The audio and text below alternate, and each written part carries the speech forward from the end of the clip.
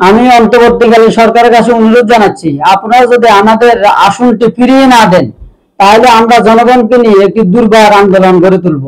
নাঙ্গলকোট উপজেলা আমাদের নেতা শহীদ রাষ্ট্রপতি জিয়াউর রহমান ঘোষণা করেছেন। আমার মনে আছে, আমি তখন অনেক ছোট, উনি আমাদের পেরিয়া ইউনিয়নে গিয়েছিলেন এবং খাল খননের উদ্বোধন করেছেন। উনি কৃষক, মজুর, খেটে খাওয়া মানুষের পাশে যেভাবে দাঁড়াইছেন, আমাদের নাঙ্গলকোটবাসী সবসময় শহীদ রাষ্ট্রপতি জিয়াউর রহমানের কথা সম্মানের সহিত স্মরণ রেখেছে। নাঙ্গলকোটের আপামর জনতা দেশনেত্রী বেগম খালেদা জিয়া এবং দেশ নায়ক তারেক রহমানের নেতৃত্বে সাড়া দিয়ে 1991 সালে আমাদের ধানের শীষ মার্কা জননেতা কামরুজ্জামান সাহেবকে ভোট দিয়েছেন এবং উনি জয়যুক্ত হয়ে নাঙ্গলকোটে অনেক উন্নয়ন করেছেন। তার ধারাবাহিকতা 2001 সালে আমাদের নেতা আলহাজ আব্দুল গফুর ভূঁইয়া ধানের শীষ মার্কা নিয়ে বিপুল ভোটে জয়যুক্ত হয়েছেন এবং নাঙ্গলকোটের পাড়া, মহল্লায়, গ্রাম, ইউনিয়ন উনি অনেক উন্নয়ন করেছেন। এত উন্নয়ন করেছেন যে স্বৈরাচার শেখ হাসিনার 15 বছরে এত উন্নয়ন হয়নি। আমাদের নাঙ্গলকোট আসনটি স্বতন্ত্র আসন ছিল, কিন্তু 2008-এর ইন্ডিয়ার রয়ের একটি জোর সাজসে 72টি আসন ওনারা পুনর্বিন্যাস করেছেন।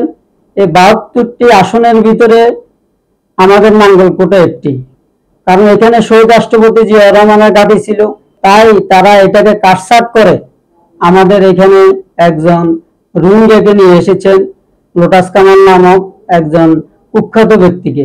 উনার এই 15 বছরে নাঙ্গলকোটের কোনো উন্নয়ন হয়নি। উনি উনার পকেট বাড়ি করেছেন, ফ্যামিলির মেয়ে, উনার স্ত্রী, উনাদের পকেট বাড়ি করেছেন। গতকাল আমি একটি নিউজে দেখেছি, উনি 25,000 কোটি টাকা আরব আমিরাতে উনি পাচার করেছেন। নাঙ্গলকোটে কোনো উন্নয়ন হয়নি এই 15 বছরে। উনি সকল উন্নয়ন মালনায় সদর দক্ষিণ ওইদিকে উনি নিয়ে গিয়েছেন।